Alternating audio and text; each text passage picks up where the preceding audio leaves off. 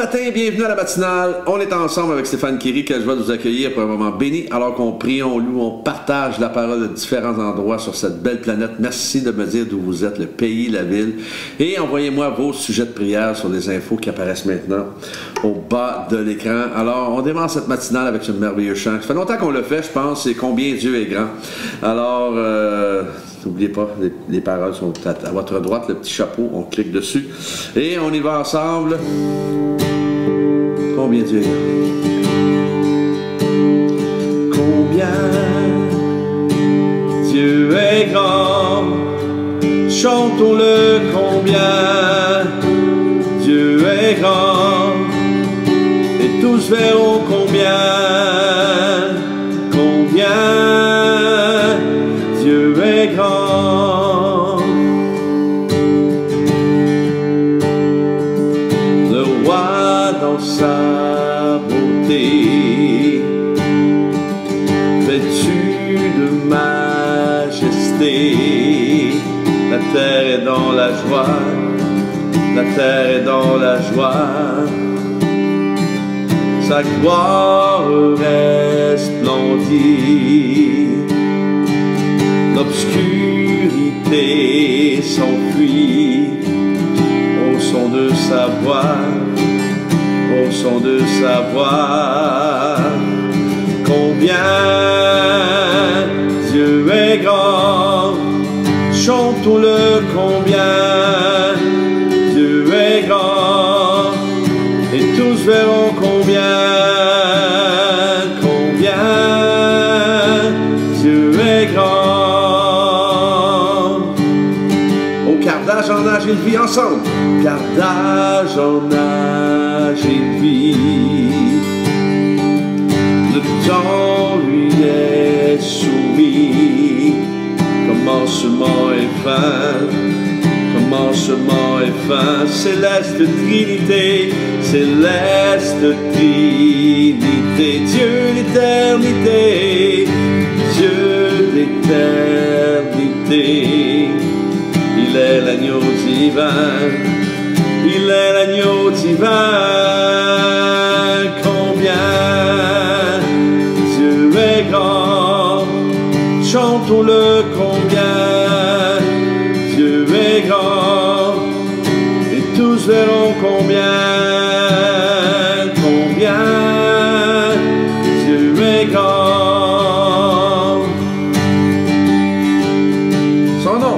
Son nom est tout puissant, digne de louange. Je chanterai combien Dieu est grand. Oh oui, son nom est tout puissant. Ensemble.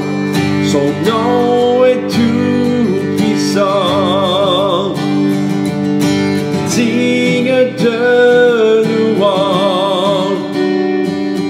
Je chanterai combien Dieu est grand. De tout mon être, alors s'élève un chant. Dieu tout-puissant, que tu es grand. Oh, de tout mon être, de tout mon être, alors s'élève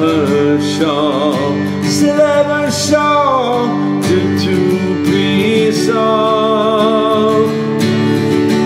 que tu es grand.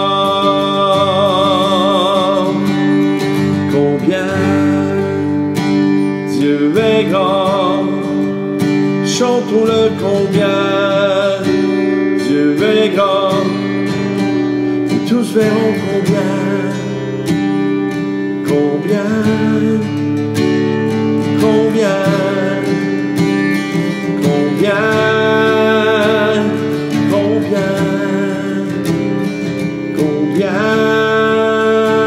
Dieu est grand.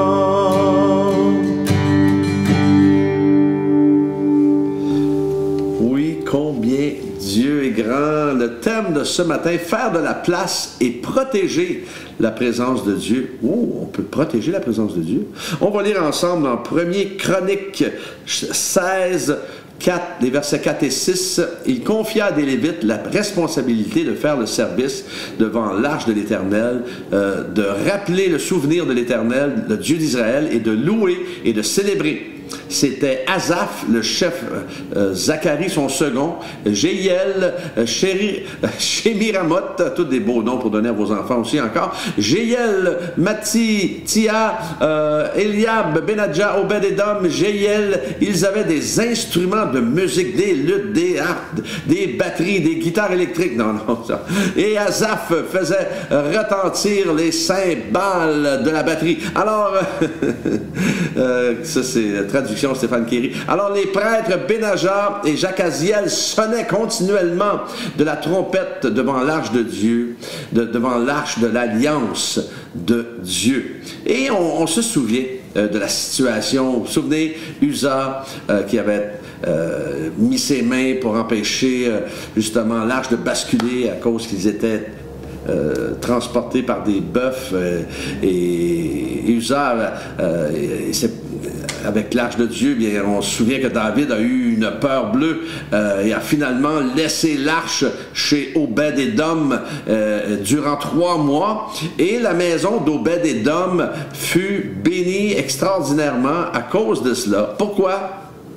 Parce qu'Obed-Edom a fait de la place et il a protégé cette présence de Dieu chez lui. Alors, comprenons ceci. Lorsque nous faisons de la place pour Dieu, Dieu bénit. Et ce qui est intéressant de toute cette histoire ce matin, c'est que la famille d'Obed-Edom sont devenus par la suite des adorateurs, des Lévites au temple de la ville de David. Wow! Écoutez, ça prenait des adorateurs pour recevoir l'arche de Dieu chez eux. Alors, parfois, nous voulons changer l'atmosphère à la maison, mais on ne veut pas payer le prix.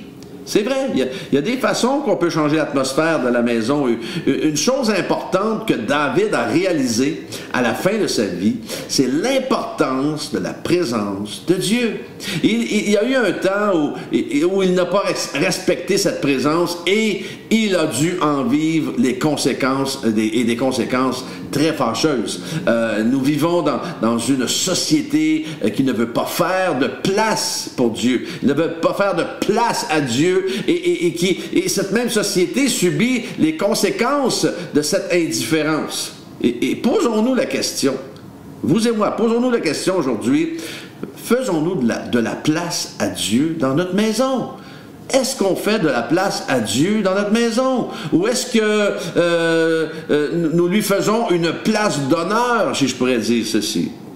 Si vous invitez quelqu'un à manger chez vous, et que vous l'assoyez au bout de la table, souvent le bout de la table, c'est la place d'honneur, et vous l'assoyez à la place d'honneur, mais vous ignorez qu'il est là. Vous ignorez sa présence, la présence de l'invité.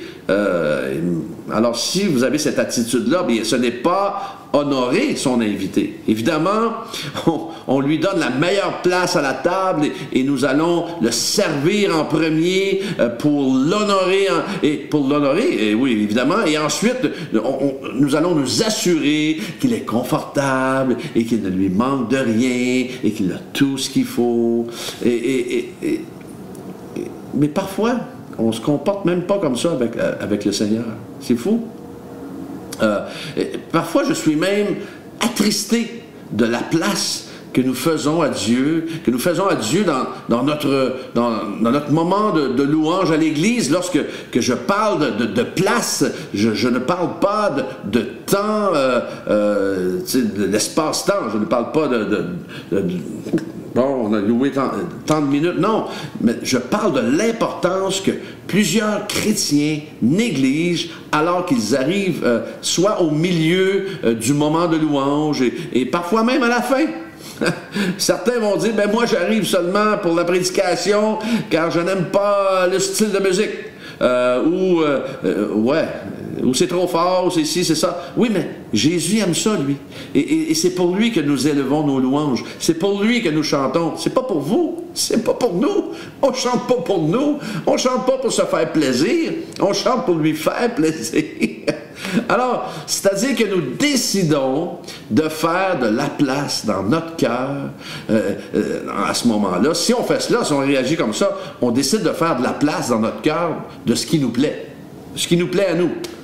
Ah, moi, ça me plaît, ça me plaît pas. Ouais, alors, on fait le shopping, hein? Alors, vous savez, ça dit dans le psaume 71:6, ça dit « Depuis ma naissance, je m'appuie sur toi ». Le psalmiste va dire « C'est toi qui m'as fait sortir du ventre de ma mère. Tu es sans cesse l'objet de mes louanges. » Sans cesse l'objet de mes louanges. Sans cesse l'objet de mes louanges. Je sais, je fais exprès pour répéter, mais ça rentre mieux. Et que tous, ça dit dans le psaume 70, verset 5, que tous ceux qui te cherchent soient dans l'allégresse. Et l'allégresse, c'est et se réjouissent en toi. Que ceux qui aiment ton salut disent sans cesse. Dites-le avec moi. Sans cesse que Dieu est grand. On l'a chanté ce matin. On va le rechanter. Que sans cesse que Dieu est grand. Sans cesse, dans le mot hébreu, c'est talmid, et continuel, ça veut dire continuellement, dans sa racine, ça veut dire d'une manière continue, d'une manière perpétuelle, perpétuellement, toujours. Alors, sans cesse veut aussi dire que nous donnons à Dieu la place qui lui revient. C'est ça. C'est la place qui lui revient. Et c'est ce qu'il faut retrouver parfois. En tout cas, moi, je me parle ce matin, je ne sais pas vous, mais il faut lui donner la place qui lui revient. Comprenons que nous pouvons faire le ministère même. Nous pouvons faire le ministère, mais nous n'avons pas de place pour Dieu, car nous sommes trop occupés dans le ministère. Trop occupé pour prier, trop occupé pour jeûner, je lance pas la pierre ce matin, mais on est comme ça parfois, je m'inclus là-dedans. Trop occupé pour prendre un temps de qualité avec celui qui nous a appelés, avec celui qui nous a fait une place et le privilège de le servir. Vous savez, moi, je dis, nos têtes sont souvent trop remplies de tellement d'autres choses de la vie que nous n'avons plus de place pour Jésus. Nous n'avons plus de place pour lui, parfois. Alors, c'est comme si on est tous assis à la table et Jésus, il rentre dans la maison et dit « plus de place. » Aujourd'hui, soyons ces imitateurs d'Obed Édom et faisons de la place et protégeons cette présence de Dieu chez nous, dans notre maison, dans notre famille. On a besoin. J'appelle ça revenir à l'essentiel, encore une fois. Faire de la place et protéger la présence de Dieu. Tellement, tellement important. On va prier ce matin. Alléluia. Seigneur, nous prions pour Kevin, afin que tu le visites de la tête aux pieds. Et que, Seigneur, qu'il soit complètement restauré par la puissance de ton Saint-Esprit. Merci de faire une œuvre extraordinaire dans son corps maintenant. Seigneur, nous prions afin que tu nous donnes de la sagesse. On a besoin de sagesse, besoin de discernement dans nos choix, dans nos décisions de chaque jour. Merci de guider nos pas, Seigneur, de nous accompagner. Seigneur, nous prions afin que nous te fassions plus de place. Merci, Seigneur Dieu, qu'ensemble, nous puissions te faire plus de place dans nos maisons, dans nos familles. Merci pour ta grâce envers nous. Merci parce que tu es patient envers nous encore. Merci afin que nous soyons, Seigneur, des changeurs d'atmosphère. À cause, Seigneur, que nous faisons plus de place dans nos cœurs et dans nos vies pour toi. Seigneur, merci pour mes mes frères et sœurs connectés ce matin, de les bénir, de les combler, de les garder près de ton cœur et de les accompagner tout au long de cette journée, Seigneur. Amen.